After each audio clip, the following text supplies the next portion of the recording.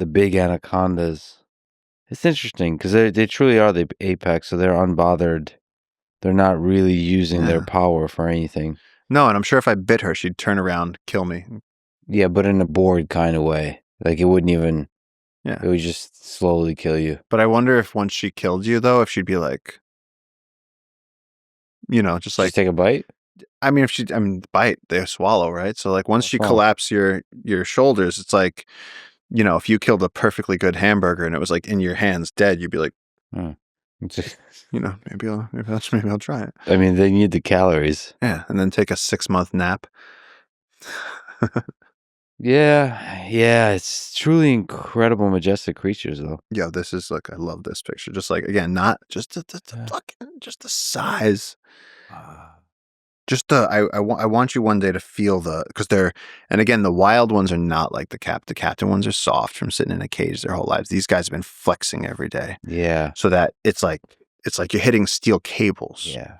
And even if it's just being chill, you can probably get a hint of the power it's capable of, right? The one good thing about those really big ones is that when they do strike, it's like being in a fight with like a big fat guy. It's like that haymaker comes from way back here, and you're like, oh, good. You're like, I'm gonna duck, and you get down because like they open their mouth and they're like, and they start accelerating. Yeah, and it's pretty easy to either get out of the way or like, get it right before it hits you in the face. Usually, again, if you ever mess that up, just like the haymaker from the big guy, it's over. Your level of knowledge and comfort with snakes is incredible. I think they sense that. I mean, I've just seen you with snakes. They must, because they must sense in you the camaraderie. I don't know. You have a way of speaking to animals and about animals like there's zero danger. When from my outsider perspective, it seems like a lot of them are full of danger if you're not communicating to them correctly. With snakes, I think it's more of the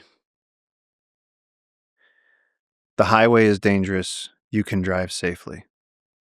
I know what I'm doing. So I'm working with a snake that can't envenomate me and is small. And so I can allow it to freak out. And then if I can get it into my hands and warm it up and it goes, oh, it's nice in here.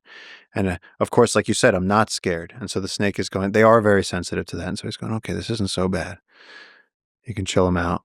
But I don't think snakes have any camaraderie. I think that whales, monkeys, elephants, I think that they can sense. They can say, okay, this person's trying to help me get out of this net.